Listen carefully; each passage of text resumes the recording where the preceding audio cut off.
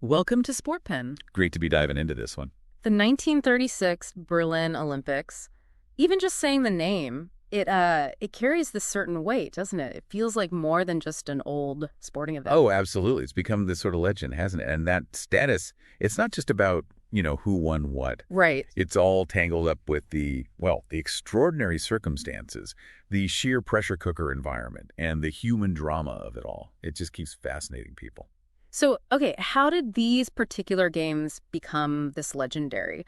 What were the key ingredients? Because legends don't just spring up overnight, right? They're built. They are. Built from ambition, sheer grit, those performances that just make you go, wow. And 1936 seems to have had all of that, but amplified by this really unique and, let's be honest, pretty dark backdrop. Exactly. You really can't separate the setting from the legend here. To understand why these games still resonate, you have to look at the political reality. The Nazi regime looming over everything. That tension, yeah. That contrast between the Olympic ideals, peace and international friendship, and the Nazi ideology, it's a huge part of why it's such a compelling story. Disturbing, but compelling. It really is that collision, isn't it? The aspirational side of sport, running headfirst into this, hateful ideology. It makes you ask, what does athletic greatness even mean when it happens under that kind of shadow? A very good question. Yeah. And it's interesting, how the Nazis even ended up hosting in the first place. International cooperation wasn't exactly their main thing. Not at all. I read Hitler was initially pretty reluctant, wary of the whole global unity message. That's right. He wasn't keen. But Joseph Goebbels, the propaganda minister, he saw something else. He saw this massive stage. An opportunity. A huge propaganda opportunity, a chance to showcase Germany, project this image of strength, modernity, efficiency. So basically a 2-week-long global advertisement for the Third Reich. Pretty much. And to make that ad look good, they even temporarily toned down some of the public anti-Semitism.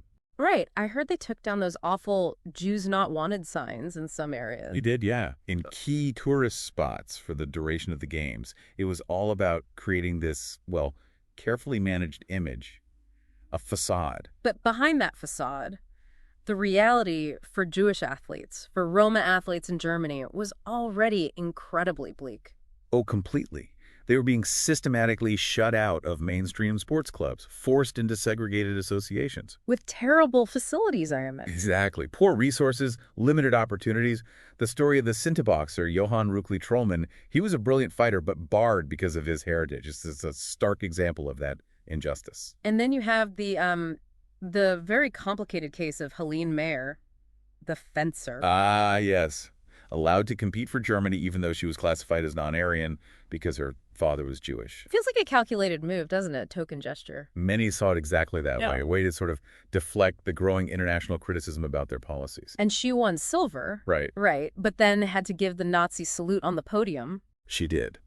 That image, it's incredibly unsettling. It just speaks volumes about the impossible situations people were put in. Yeah. Given all that, it's hardly surprising there were loud calls for a boycott. Absolutely. Big movements, especially in the U.S., Great Britain, France, Sweden, Czechoslovakia, the Netherlands, people arguing, we shouldn't legitimize this regime by participating.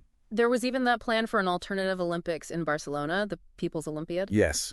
It was meant to be a direct counter, truly inclusive. But tragically, the Spanish Civil War broke out literally as athletes were arriving, so it had to be canceled. Wow. Just awful timing. Imagine the disappointment. Crushing. And the debate in the U.S. about whether to go or not was apparently incredibly intense. It really divided people. But amidst all this political storm, the 36 Games actually introduced something we now see as totally essential to the Olympics. The torch relay. Yeah. Kind of ironic, isn't it? Deeply ironic. This symbol of unity, the flame, carried all the way from Olympian Greece to Berlin. The Nazis co-opted it.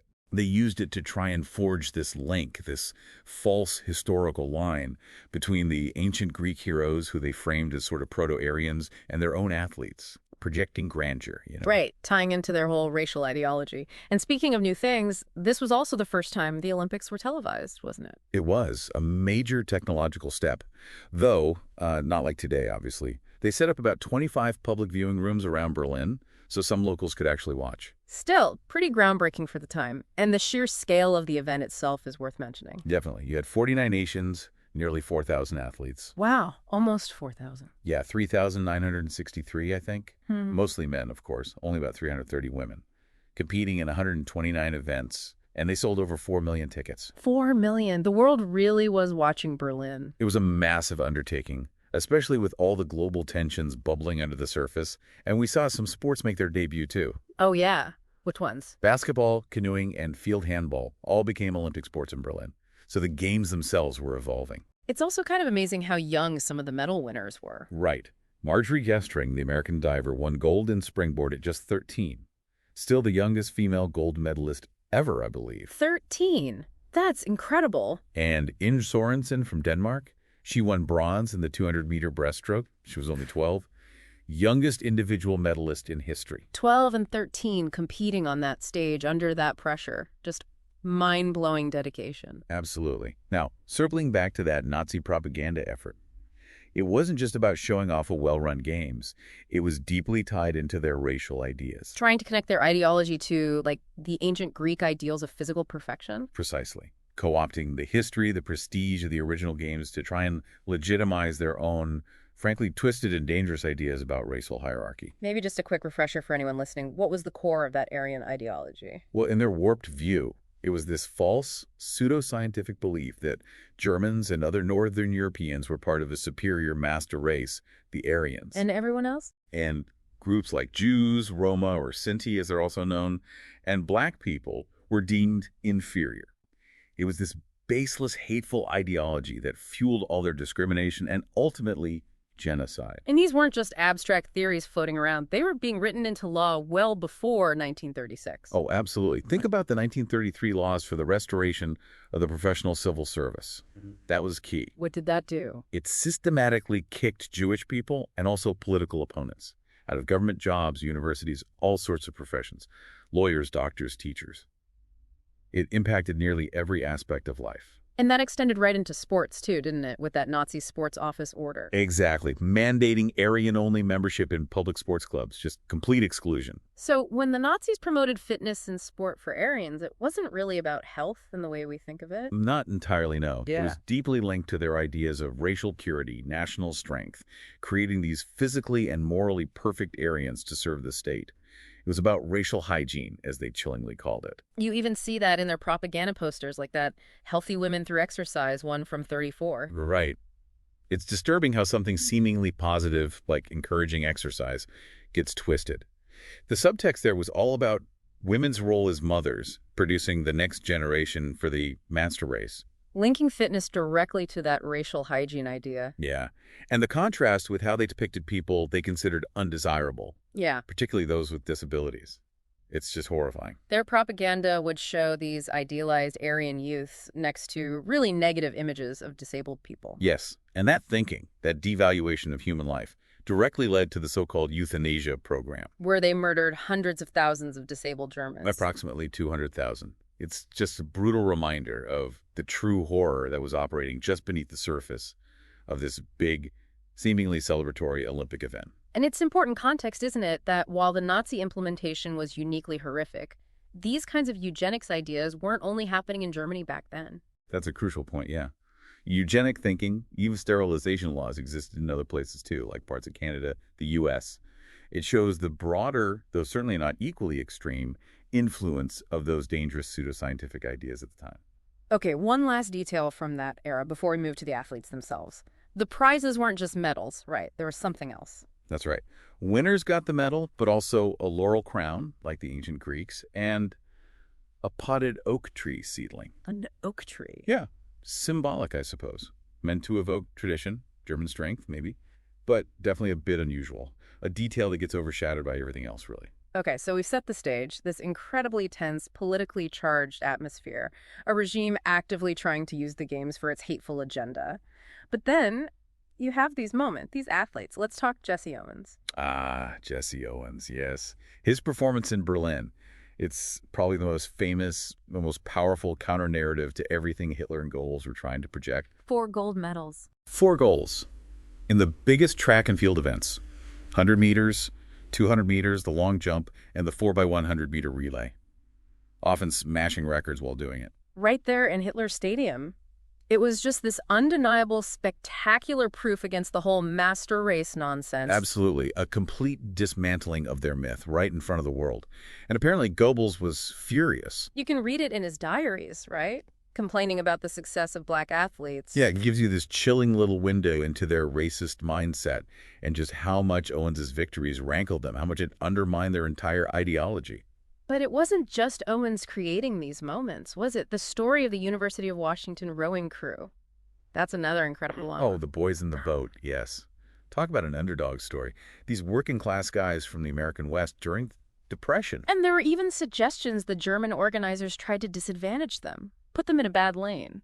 There were definitely claims of that, yes. So overcoming all those obstacles, plus maybe some deliberate attempts to hinder them, and winning gold on that stage. It's truly inspiring. And the book, The Boys in the Boat, really brings that to life, but also adds that chilling detail about what was happening nearby. Right. The contrast is devastating.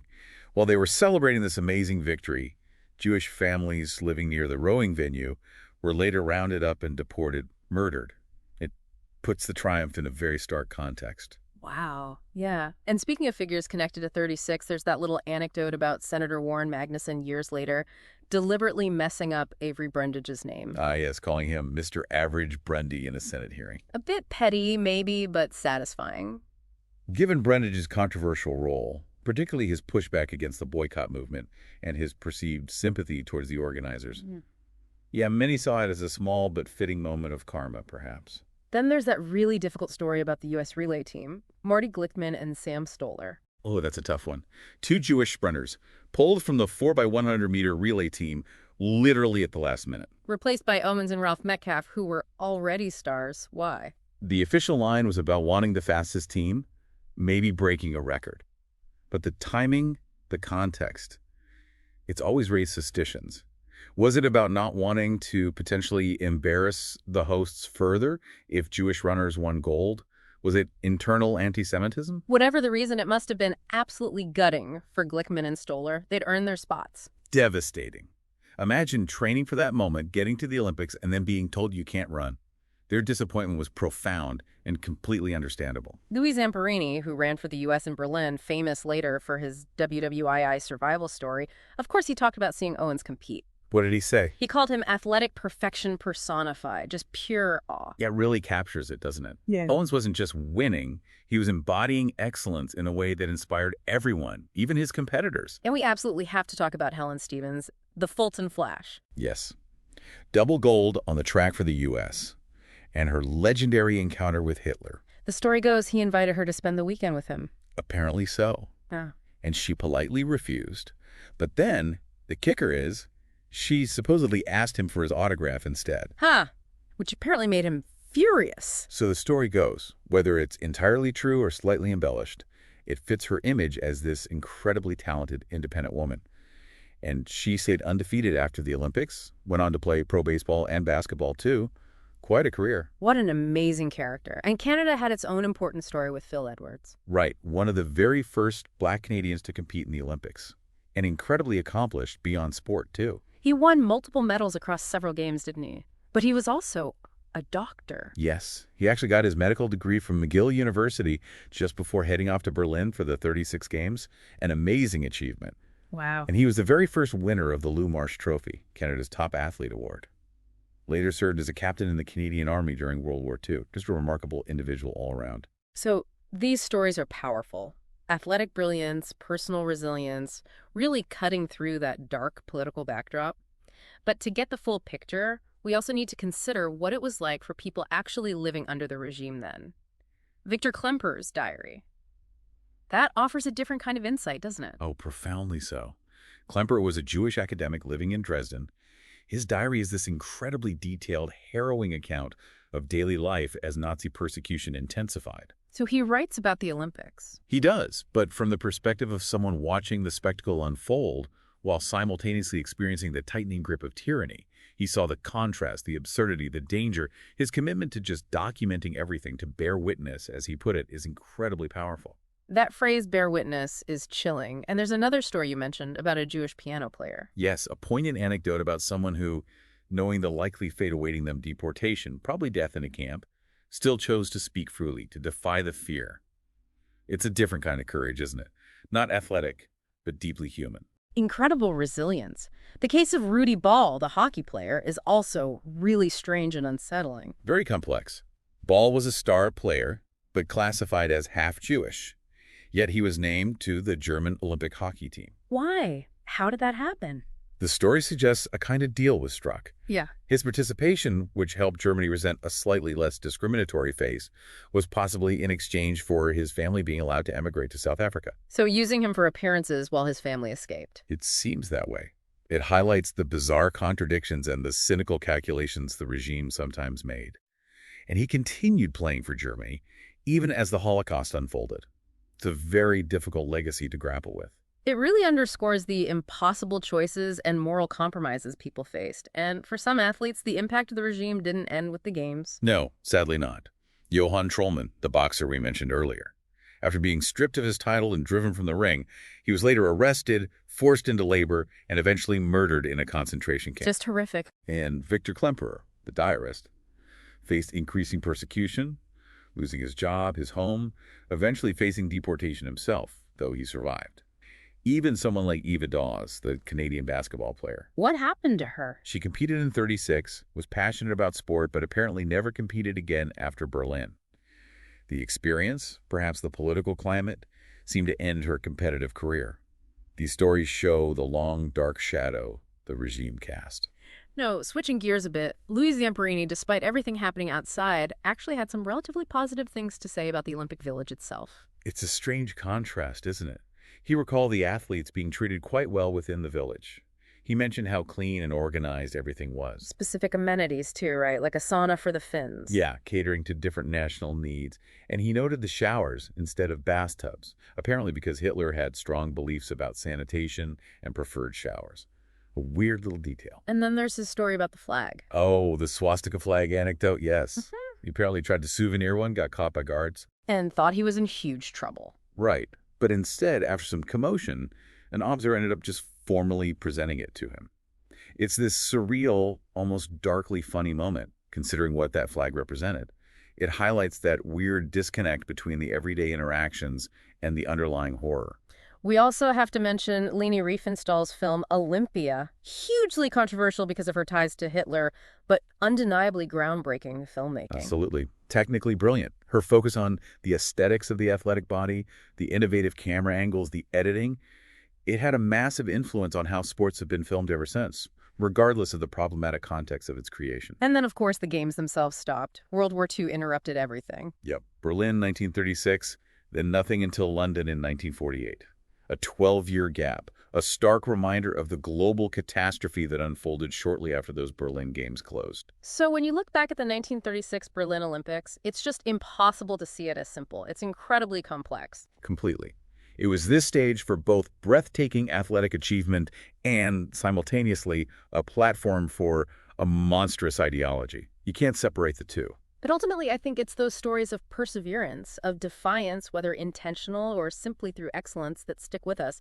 Jesse Owens, the Washington Rowers, Helen Stevens, Phil Edwards, even people like Klemperer bearing witness. Exactly. They challenged the Nazi narrative, sometimes just by being who they were and competing at the highest level. Their stories remind us of the power of the human spirit, even in the darkest times. It really forces you to think about what true greatness in sports means, especially when it shines through against such a profoundly disturbing political backdrop.